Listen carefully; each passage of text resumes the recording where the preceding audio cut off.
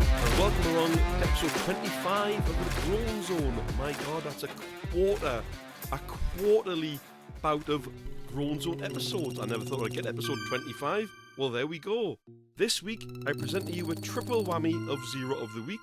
That's a first as well.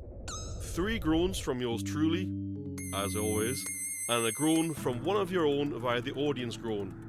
The 5-point countdown is our game of choice this week, and of course we have Ooh Unlucky as well. Let's get straight down to it with my groans of the week. Groan number 1. Why is it whenever you lose a sock, or a knife, or a fork, you can either never find them, or have to turn your house left to right, upside down and inside out to find them? Whilst you're looking, where in the sweet smeg do they go? And why is it usually when you stop looking, they turn up? Oh, and someone listening along live wrote in, no spoons though. Yeah, I imagine spoons also go missing. Very observant of you there, audience listener. Groan number 2. I really hate it when someone doesn't own up to their actions. Say for example, you put your sandwich in the fridge, but then someone else eats it. You ask around, but no one owns up to it. Yet if it was theirs, it would be different. Just take responsibility, say you ate the sandwich. Worst case scenario, you're going to get a knackering, and possibly a mild falling out. But then fences will be mended, or you can just make another sandwich. Simple as that. I mean the thief, make another sandwich, not you, you're the victim. Groan number 3. In the middle of a conflict, the media report on exactly where our troops or allies are. This really grates on me, as it paints a massive target on our soldiers in a fight.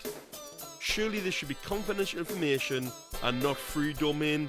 Just black it out. I remember during the Gulf War, it was, oh yeah, the troops are here, here and here. Any cell watching that on TV can easily just, ring Iraq, well, because I think we were against them then, and then go, oh yeah, the British troops are here, feel free to drop a dirty bomb right there. Just stop it. I know the media want to report on news because they think we need to know. We don't need to know where our troops are. We just need to know that they're doing a good job and fighting a good fight for just and true purposes. Anyway, I've had my turn to groan.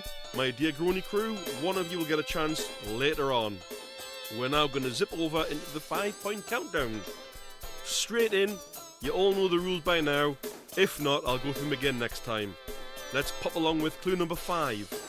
I quench your thirst and have many varieties. Just give those listening live a bit of a time to pop in answers. Someone's came with pears. Good guess. Good guess. Any of us is on pears? Seems I've stumped a few people this week. Clue number 4. If you add too much sugar to me, you end up with a different brand. Someone's really thinking here. Oh, someone's wrote Copperberg. Good guess. Good guess. Okay. Advance on to clue number 3. Back when I was first released, I had an illegal ingredient. Just waiting for those answers to pop in. I think I've really stumped the people listening on live at the moment. Someone's wrote anthrax. Just to refresh your head there, audience member, anthrax doesn't quench your thirst. It'll kill you, but it won't quench your thirst. Please listen to the clips. Clue number 2, and this will definitely tell you that it isn't anthrax. I have a huge Christmas campaign. I think it's not just in Britain but across the world where this product is sold. Usually at Christmas time it has a massive following on TV, YouTube, when all the adverts pop up. Okay, answers are popped into the room there. I'm not going to read them out because it'll probably give the game away. Clue number 1. I don't just own my own brand, but other drinks do come under my umbrella. I hear a head scratching now. Ooh, interesting, interesting. And the person who put their one answer in the group hasn't changed it, so I think they're sticking with it. Okay, we'll come back to the answer to the 5-pound countdown later on. We'll now move on to the audience groan. Yes, it's your time to shine, audience. with the audience groan from yourselves this week. And this week's groan comes in from Mickey O of Dublin, currently studying in York. In York. Sorry, Mickey. Hi, Mr. E. I'd like to groan in about wasps. I saw one of the stripy sods the other week, my first one of the spring. How can some devil spawn have purpose on this earth? Wasps can sod off, but I love bees as they have purpose and are pretty chill. Hi, Mickey O. Oh god, yes, I've got a burning hatred of wasps. Can't stand them. They're really annoying, and if you've got beer, lager, or even cider, the wasp will come and have a free drink. No, I paid for it, Mr. Wasp. You didn't. Do one. But I agree with you on all counts, and wish wasps were on the decline instead of bumblebees and bees in general being on the decline. Cheers for the groan. But if you've got a groan you want to share, a Zero of the Week nomination or an Ooh Unlucky nomination, within reason, nothing too personal, nothing nasty targeting anybody, just simple stuff, please. You can send it into the show via the following: via Discord on the Groan Zone podcast, via Facebook groups under the Groan Zone podcast.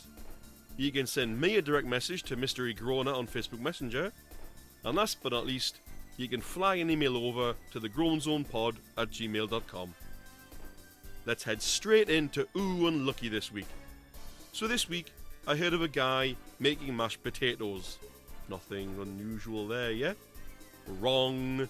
He ran out of milk, so instead, before I say this, people listening along live and also people listening after it's recorded, just think, if you ran out of milk while making mashed potatoes, what would you use or not use as a substitute? You'll not get it. I'll give you about 5 seconds to have a little think. Okay, this legend used chocolate milk. From what I saw on his plate, it looked like the contents of a nappy. Those listening in America, that's a diaper. Ick! I suspect that is not how he wanted it to look, as did most of those disgusted by his idea. Unlucky! And someone did guess mayo.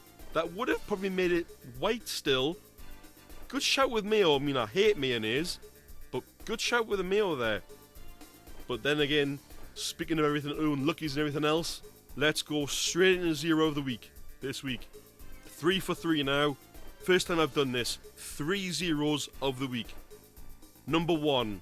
The first one is really to the point. It's the junior doctor strike this week in the UK. The person who organised all this industrial action suddenly decided to go on annual leave and on holiday, leaving the country. Surely you need to stand with those united instead of swanning off on holiday. You pitched the idea, you stand on the front lines. From where I'm standing, you look like an uncaring tool.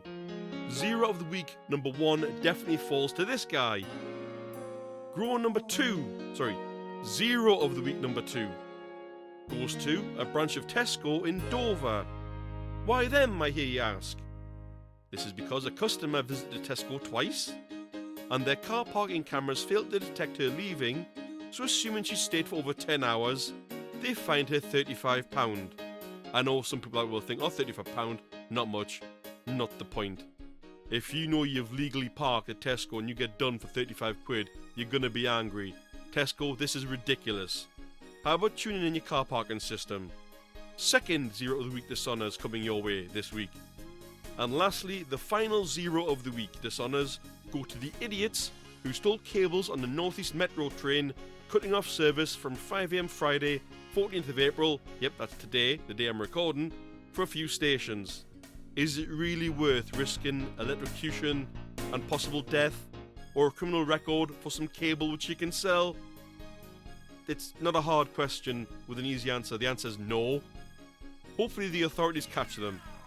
Yup, the thieves also get Zero of the Week dishonours this week, third on the list.